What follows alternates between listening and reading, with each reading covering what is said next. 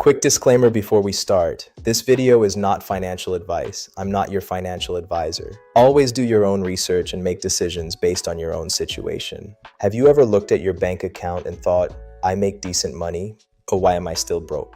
If that sounds familiar, it's probably not your income that's the problem. It's the quiet everyday money mistakes that slowly drain your wealth in the background. In this video, we're breaking down 7 beginner money mistakes that are quietly killing your wealth. And more importantly, I'll show you exactly how to fix each one with simple, realistic steps you can start this week. Watch until the end, because mistake number 7 is the one almost everyone ignores. And it's the reason so many people feel stuck even after they get a raise. Welcome to Success Symptoms, your faceless guide to money, investing, and real-world finance. If you're new here, we talk about stocks, crypto, and auto finance in a simple, no-hype way, so you can actually understand what's going on with your money and make smarter decisions. If you want your bank account to start showing signs of success instead of stress, hit subscribe and let's get into the 7 beginner money mistakes killing your wealth. The first mistake is simple, but deadly. You have no idea where your money actually goes each month. You might sort of know your rent or car payment, but everything else is just a blur of food, subscriptions, Amazon orders, and I'll figure it out later. Here's the problem. If you can't see your money, you can't control it. Overspending and missed opportunities hide inside that fog. A lot of people think I'm bad with money, when in reality, they're just flying blind. You'd never drive at night with your headlights off, but most people run their entire financial life that way. Fix it. Step 1. Track, don't judge. For the next 30 days, don't change anything about your spending. Just track it. Use a simple notes app, a spreadsheet, or any free budgeting app. Every dollar gets a category: housing, food, transportation, subscriptions, debt, fun, and so on. The goal for this first month is not to be perfect, it's to be honest. If you grab fast food 3 times a week, write it down. If you impulse buy something at 1 a.m., write it down. The data is more valuable than the ego boost. Fix it. Step 2. Find the money leaks. At the end of the month, look for 3 things: charges you forgot about or don't use anymore. Fix it. Step 2. Find the money leaks. Categories that surprised you with how big they are, and purchases that didn't actually make your life better. Once you see those leaks, redirect even a piece of that money towards something intentional: debt payoff, savings, or investing. Even moving $100 or $200 a month from random spend to wealth building is a silent game changer over a few years. You're not trying to feel guilty. You're trying to see your money symptoms clearly so you can treat them. Mistake number 2 is lifestyle creep. Every time your income goes up, your expenses quietly rise to match it. You get a raise, and suddenly the apartment gets nicer, village condo lifestyle. The car gets newer, the dinners get more expensive, and somehow your bank balance feels exactly the same. This is how people can make 60K, then 80K, then 100K plus a year, and still live paycheck to paycheck. They're upgrading their image, not their position. Fix it. The raise rule. Every time your income goes up, pre-decide a rule. At least 50% of any raise goes to your future self: savings, investing, debt payoff, or a bigger emergency fund. The remaining 50% can upgrade your lifestyle slowly. For example, if you get a $400 per month raise, $200 goes straight into a high-yield savings account or investment account. $200 can go to nicer groceries, a better gym, or something you'll actually feel. The raise rule forces you to lock in progress every time your income climbs. That's how you go from "I make more" to "I'm actually worth more."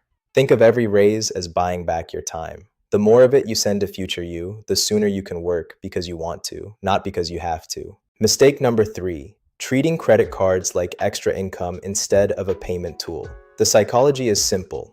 You tap, the thing arrives, and you feel like you'll figure it out later. Minimum payments make it look manageable, but interest is silently growing in the background. At high interest rates, a balance you ignore can grow fast. Fix it. Learn one number, your interest rate. Log into every card you have and write down balance, interest rate, and minimum payment. This is your debt dashboard. Just seeing the real numbers in one place often shocks people into action. Fix it. Use the debt attack method. You can use either the avalanche or snowball method.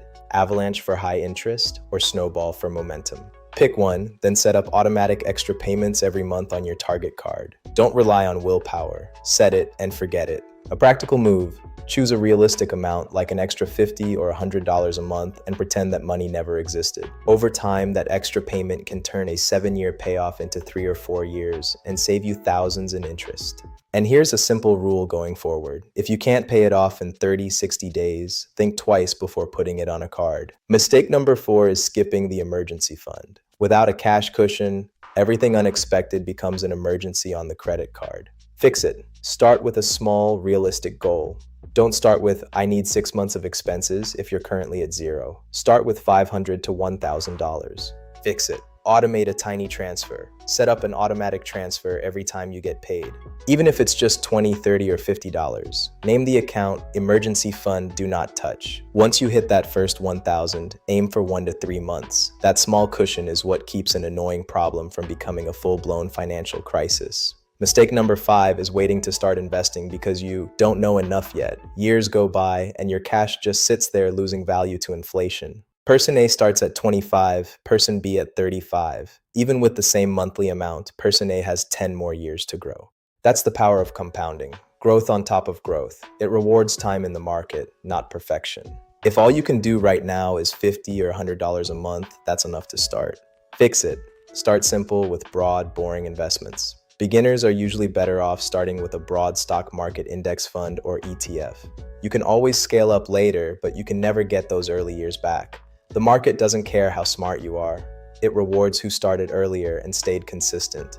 Mistake number 6, financing things that rapidly go down in value, especially cars and lifestyle flex purchases. The terms of the deal quietly rob your future. Fix it. Ask one question before you sign anything. Will this thing still be adding value to my life by the time I finish paying it off? Dealers and lenders love to talk about monthly payment because it hides the total cost. Always ask, what is the full price with interest? How long is this loan? Fix it. Create a simple money map. The last mistake might be the most important. You have no actual plan for your money, just vibes. When money doesn't have a job, it gets wasted. Every time. Answer 3 questions. What do I owe? What do I own? What are my next 3 money goals for the next 12 months? Over time, this one-page map becomes your filter. Any new purchase has to pass the test. Does this move me toward my goals or push me away? Let's quickly recap. No idea where your money goes? Track 30 days? Lifestyle creep? Use the 50-50 raise rule. Credit cards like free money? Build a debt dashboard. No emergency fund? Automate small transfers. Waiting to start investing? Start simple now. Financing the wrong things? Focus on total cost. No plan? Write a money map. Pick just one mistake and decide on one small action you'll take this week. Canceling a subscription, setting up a transfer, or writing your map. Build a life that actually feels wealthy. Thanks for watching, and I'll see you in the next video.